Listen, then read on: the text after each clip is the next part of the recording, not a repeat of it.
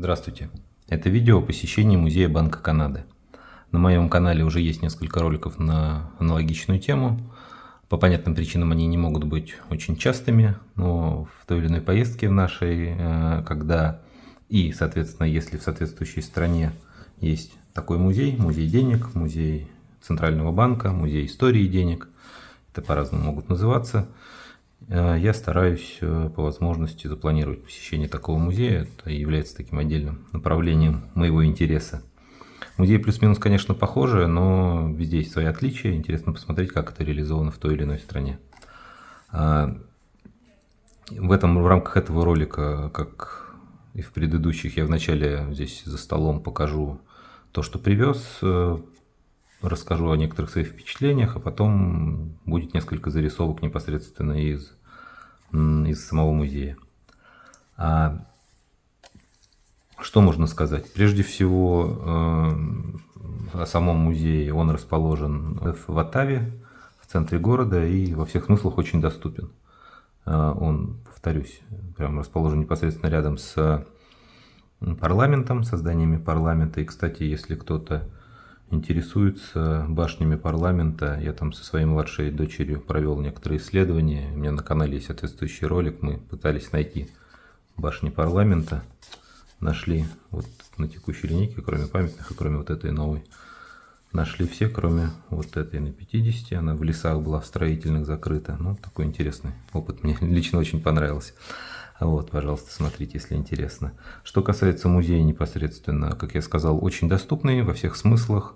Находится в центре, хорошие рабочие часы, не надо никакой предварительной записи, просто приходишь, посещаешь бесплатно, да, как это часто бывает, и, как мне кажется, очень правильно для такого типа музеев. Такой музей должен быть бесплатным. Вот, очень ориентирован в том числе на детей. Единственный момент, вот эта вот штука, вот эта колба с переработанными банкнотами, давайте даже посмотрим, если получится. Вот они. Это стоит денег, хотя обычно, по моему опыту, такие пакетики вот с этими переработанными деньгами соответствующей стороны, они дарятся в подарок. По большому счету им ничего не стоит. Здесь они стоят денег. Вот покажу, как это выглядит в магазине. И сложности с получением непосредственно банкнот в хорошем состоянии, в коллекционном. Нет никакой кассы, нет никакого кассы Центрального банка, ни в музее, нигде нет возможности. То есть вот все, что я привез здесь, это результат либо покупок, соответственно, в нумизматических магазинах чего-то, и чего-то, что я получал из банкомата. Там крупные номиналы из банкомата достаточно часто, 50-100 выдаются в таком, я не вижу здесь погрешностей каких-то по этим банкнотам. Вот. Это, понятное дело, не в обороте, не в обиходе. Это тоже. Основной десяткой является вот это, но она, по-моему, из банкоматов не выдается. Основной купюрой, которая выдается из банкомата, выдается двадцатка.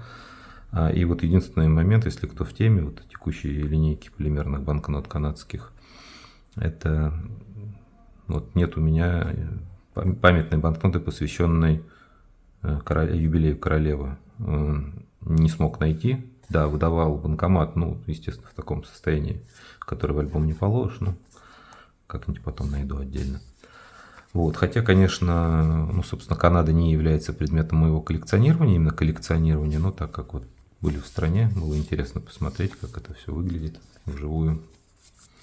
И, в принципе, как страна с используемыми полимерными банкнотами, я знаю, что она достаточно популярна, да, у многих людей в альбомах эта линейка лежит. Вот. Что еще можно сказать про музей? Очень дружелюбный подход со стороны персонала. Есть несколько сотрудников, которые готовы что-то дополнительно прокомментировать, рассказать. Была женщина, там дальше увидите зарисовку, которая с целой сумкой таких, знаете, древних заменителей денег, ракушки, куски соли, куски чая, брикеты, вот эти, да, которые в Китае использовались.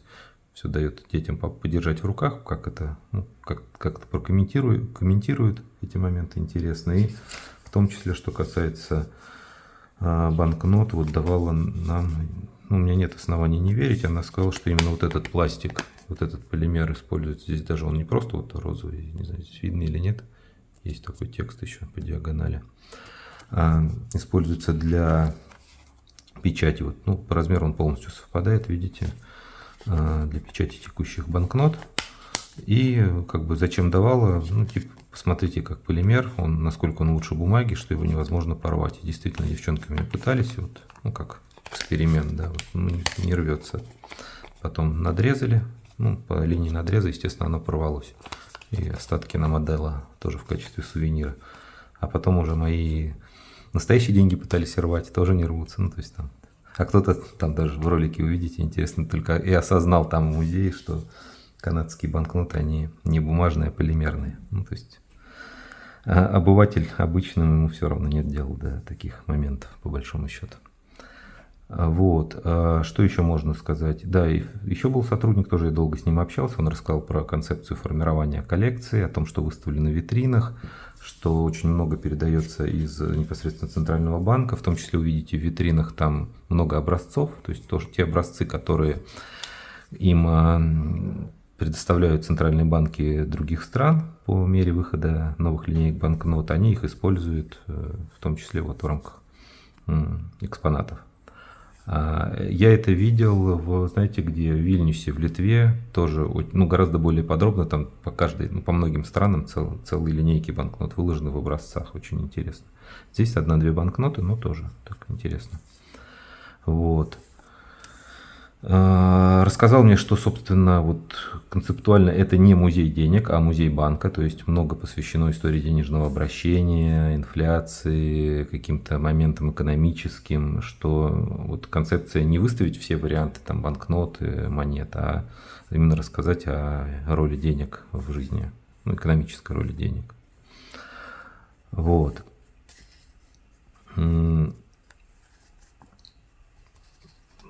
Еще книга у меня здесь лежит. Да, давайте по ней пару слов скажу. Как я уже сказал, непосредственно Канада не является предметом коллекционирования для меня, но было интересно взять каталог. Тем более, что это по большому счету единственная книга, которая такая большая и серьезная, которая используется, как мне объяснили, в стране. Вот все используют ее, она ежегодно переиздается, это актуальное издание.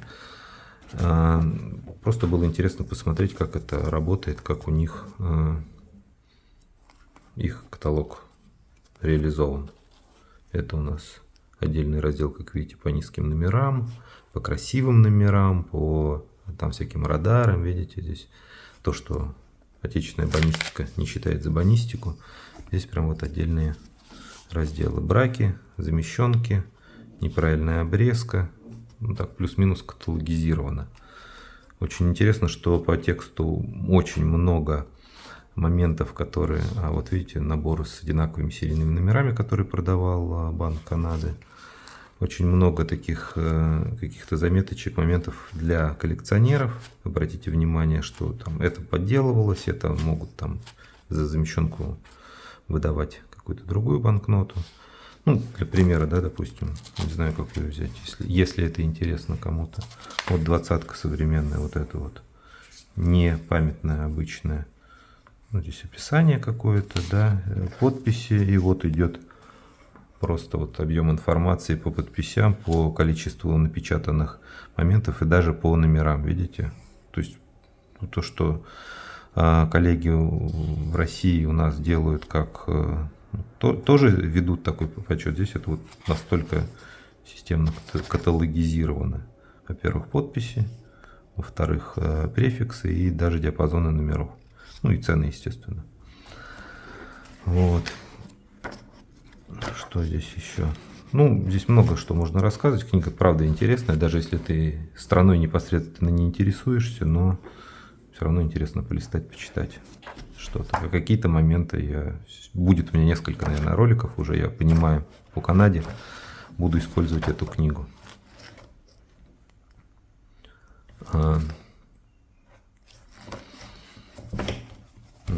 Видите, там какие-то прям, обратите внимание, там и так далее, какие-то ошибки, что-то. Сейчас не буду вычитывать, ну, прям такая.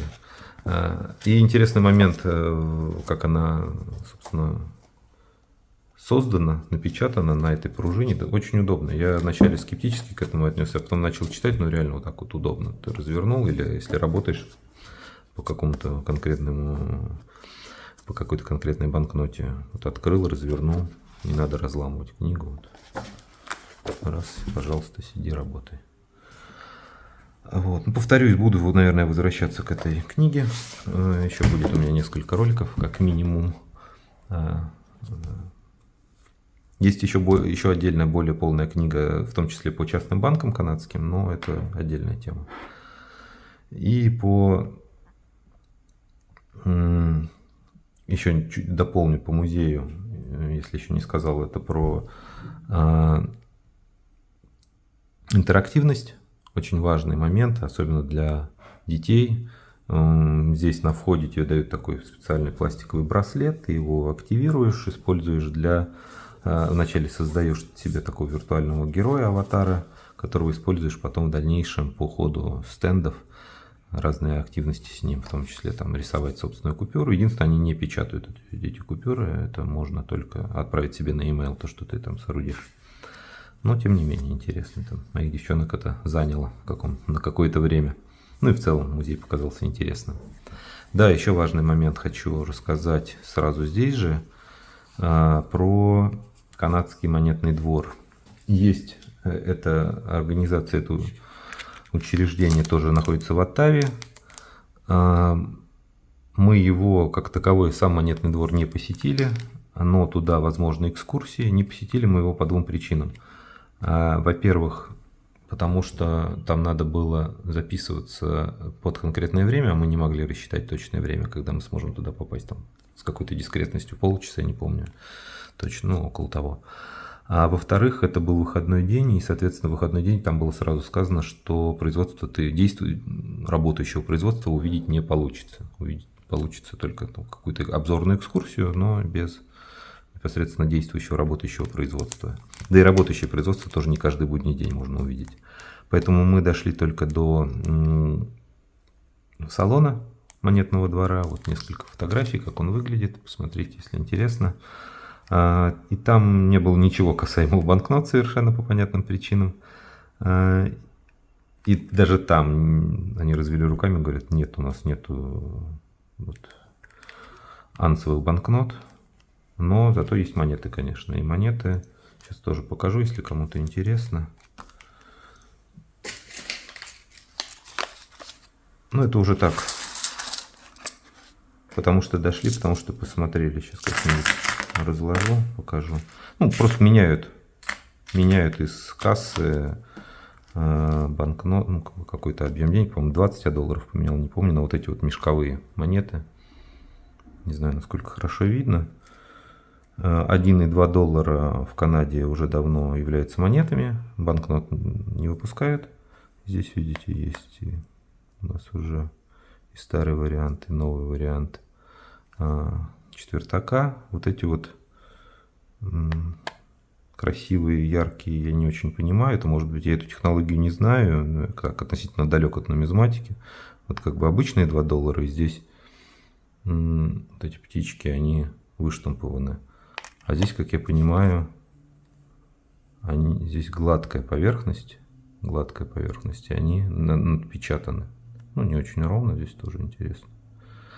А вот 2 доллара. Ну, я спросил, соответственно, у продавца, он говорит, да, это обычные деньги, можете тратить. Наверное, мало кто их тратит в обиходе, я не видел таких. Ну, много у них выпусков таких вот, именно которые не упакованы как-то красиво, как сувенирные, как что-то, а просто вот из мешка, и роллами они тоже там продаются. И вот 1 доллар попался какой-то необычный. Обычно это вот этот с уткой. И какой-то вот еще. Ну, нет цели у меня не было цели даже собрать там всю линейку. Конечно, и годовые наборы продаются, все это продается, как обычно. Вот. И еще вот эту штуку прокомментирую коротко. Если вы знаете, если кто-то не в первый раз на моем канале, одним из предметов моего увлечения являются изображения самолетов и летательных аппаратов на банкнотах разных стран мира. Я стараюсь приложить какие-то усилия, но это хобби, это интересно мне самому разобраться, где и что изображено. И выпускаю отдельные ролики соответствующие, там целый плейлист у меня есть уже этих роликов, и буду и дальше продолжать. А здесь, так как хотелось что-то на монетном дворе купить в качестве сувенира, вот взял вот этот вот буклет то же самое, да, два варианта одной банкноты, одной монеты, посвященной столетию канадских ВВС. И здесь, видите, по кругу изображены целых 8 самолетов, и, там 7 самолетов, один вертолет, по центру Си-130. И главное, да, вот в том виде, как они изображены, понятное дело, что это тоже был бы такой квест разобраться, ну, если бы монеты меня интересовали. А здесь вот, как видите, все расписано досконально. Какой и где, и, наверное, почему. Вот. Такой сувенир. На этом, наверное, вводная часть все. Дальше, если все еще интересно, пожалуйста, переходим к зарисовкам непосредственно из самого музея. Всем привет! Оттава, музей Банка Канады. Давайте посмотрим, насколько это может быть интересно.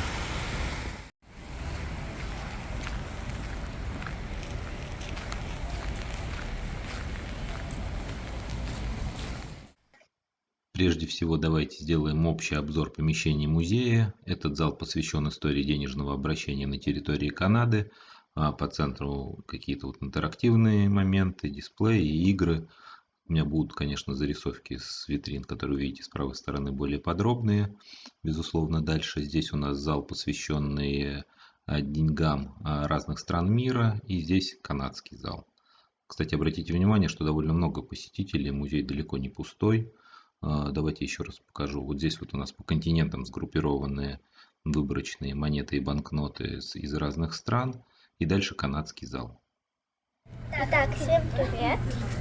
Сегодня мы будем складывать вот эту банкноту. Давай. Вот. Сейчас я положу. Для образца положишь? Да. Ну. Вот она. Итак, у нас есть первая часть. Тут уже показан кленовый лист сам. Вот этот. Так, тут номер первый. И вот этот, мне кажется, номер второй. Вот так. И, наконец, самое последнее у нас в этой части. Все получилось Это одинаково. вот эта штука. Полоса голограмма. Да. Похоже? Да. Похоже. Вот. Можно даже для сравнения вот так вот рядом положить. Похож? Супер. Несколько зарисовок со стендов, посвященных истории денежного обращения на территории нынешней Канады. Верхний ряд – это выпуски частных организаций, нижний ряд – некоторых коммерческих банкнот и некоторых коммерческих банков. Что важно подчеркнуть, что это все оригиналы. Я специально уточнял у сотрудников музея. Если рядом с банкнотой прямо не указано, что это репродукция, копия, то это всегда оригинал, чем они, собственно, очень гордятся в рамках своей экспозиции. Стенд, посвященный Великой депрессии, банкноты некоторых рухнувших, обанкротившихся в период депрессии банков. Очень интересная подборка. И несколько денежных суррогатов тоже времен Великой депрессии. Здесь у нас выпуски канадские до создания Банка Канады. Особый интерес, конечно, представляет вот эти $50 тысяч. Самый высокий канадский номинал. Банкнота для межбанковских операций, не для хождения между физическими лицами. И, соответственно, здесь видим образец. А здесь последняя частная банкнота канадская и первая банкнота канадского банка. Смотрите, какие номера. Просто фантастика. It's pretty tough. И получается? Oh, well, yeah, you can get a picture with it too if Yeah, you thank want. you. It's all good. It's pretty cool, right? Yeah.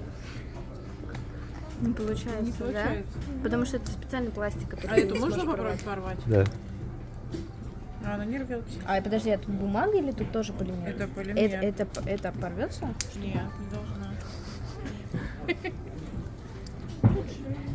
Но тут рвется, Не, ну потому тут что тоже, ее да, уже нельзя. надрезали. А вот витрина, посвященная изменениям видов денежных знаков. С левой стороны монеты, с правой стороны банкноты. А по центру в специальной затемненной витрине китайская банкнота как образец первых бумажных денежных знаков в мире, которые, как известно, впервые появились и имели хождение на территории древнего Китая. Единственная такая затемненная витрина. А с правой стороны довольно любопытно и обескураживает немного вот это обрезанный 25 рублей Шипов Губякин. Я очень сильно удивился, когда это увидел, обратил внимание сотрудника, он тоже удивился, когда понял, что она не соответствует оригинальным размерам. Дальше у нас витрины, посвященные деньгам, денежным знакам, банкнотам и монетам разных континентов. Первая витрина — это Америка. Здесь сложно как-то подробно что-то прокомментировать, просто покажу. Еще раз обращу внимание, что довольно много образцов встречается. Не все, но вот есть образцы, которые, как я уже говорил, Банк Канады получает от других центральных банков и использует в своей экспозиции. Здесь у нас Европа. Сложно как-то логику составления экспозиции проследить. Есть и очень современные банкноты, есть очень старые банкноты. Про монеты вообще не получается, наверное, в таком коротком ролике что-то сказать. И, собственно, каждая страна, как она представлена, тоже довольно странно. Ну, по России, наверное, можно сказать, что Банк России не предоставляет Банку Канады образцов своих банкнот, в отличие от Украины, Белоруссии, что Болгария у нас здесь, что дальше, здесь Венгрия, по-моему. Да, видите, все в образцах. Вот. Дальше у нас Африка. Здесь то же самое, сложно логику какую-то проследить. Есть современные банкноты, есть банкноты колониального периода. Что-то здесь вот у нас было, да, вот внизу Бельгийское Конго, какие-то другие колонии, немецкие колонии и так далее, и так далее. То есть вот такие витрины по каждому континенту, просто посмотреть. Ну, конечно, они все пронумерованы как экспонаты, и по каждому можно получить более подробную информацию, безусловно. Сначала прикладываем мой значок. Вот. Так, сейчас ждем. Ну, вообще, что здесь можно сделать? Здесь можно сделать свою Банкноту. Ну, банкноту, да. Вот. И, например, вот вы сначала делаете свою фотку. Можно сделать вот такое. Давай, делай. Я сделаю вот такое. Такое. Надо оставить. Показывай. Так.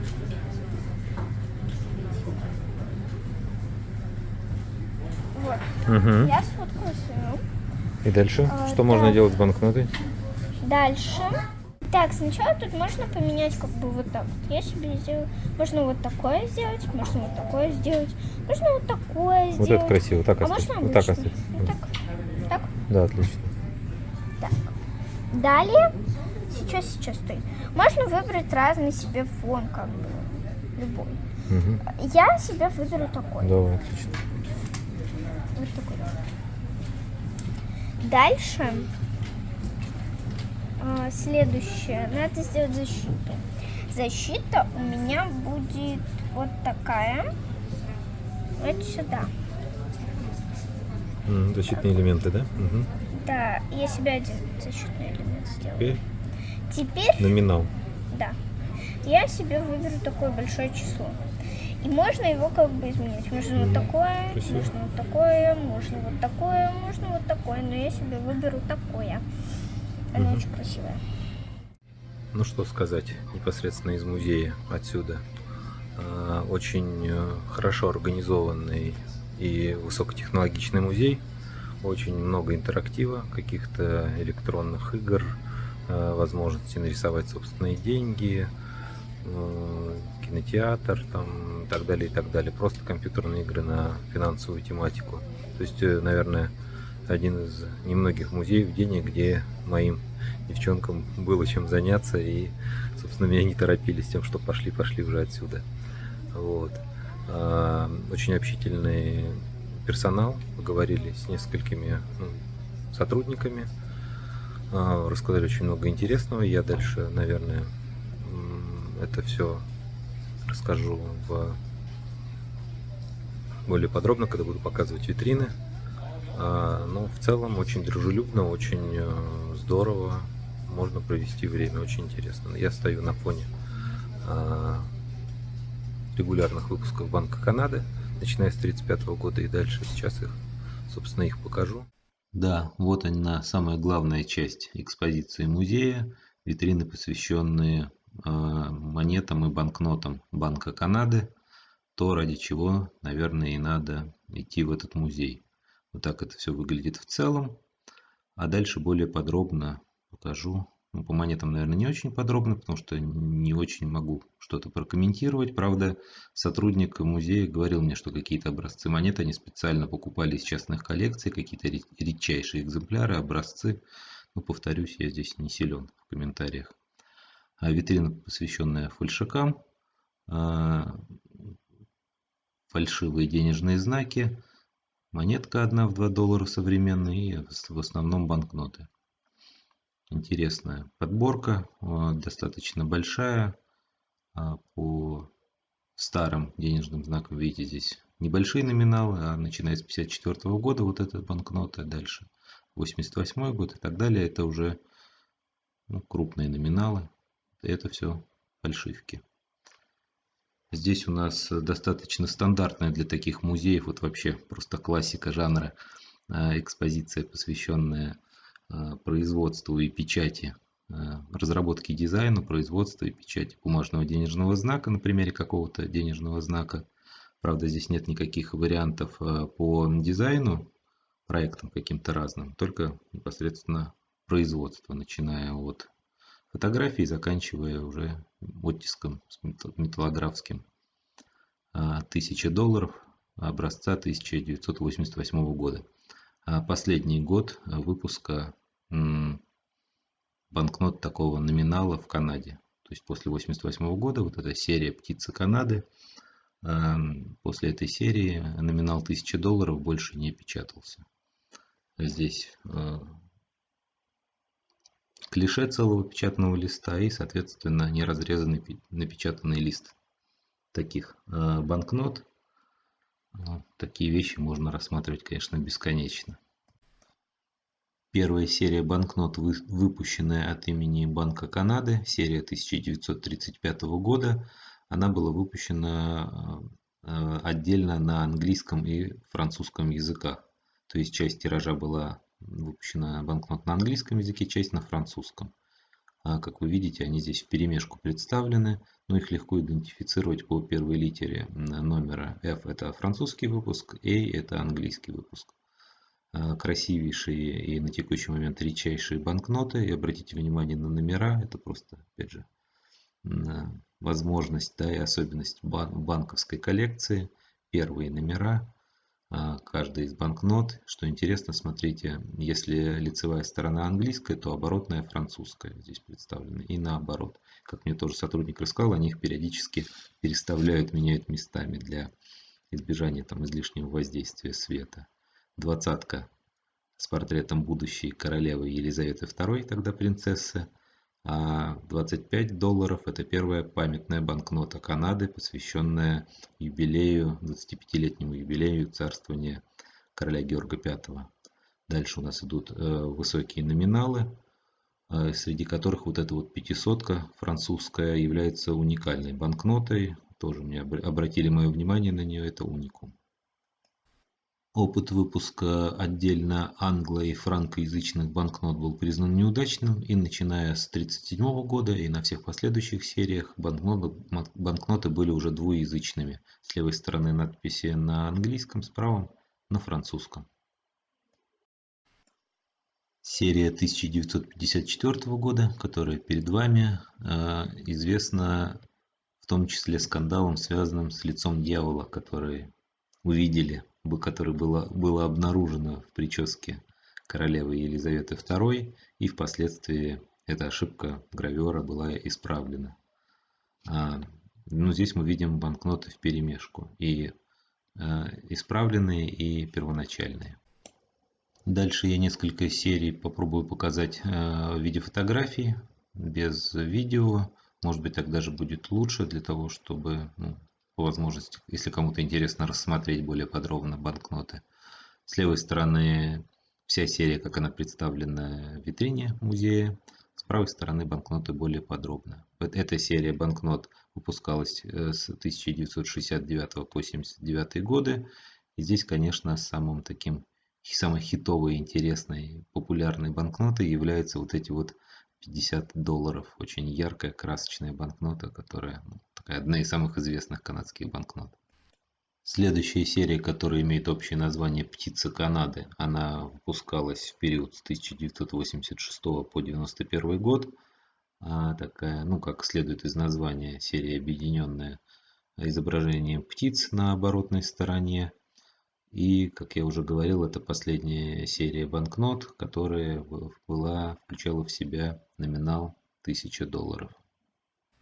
Следующая серия денежных знаков «Канадское путешествие» была последней серией, которая печаталась на бумаге. В Канаде после нее Канада перешла на полимер.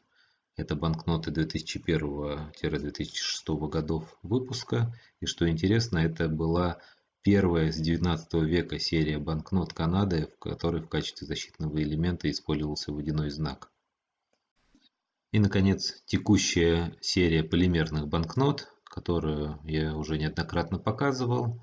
Вот она вся здесь представлена. Отдельно показана первая банкнота новой вертикальной серии, которая будет в дальнейшем, и памятные банкноты. Такой вот у меня получился сегодня рассказ о посещении Музея Банка Канады. Надеюсь, было интересно. Спасибо большое за ваше внимание. Увидимся.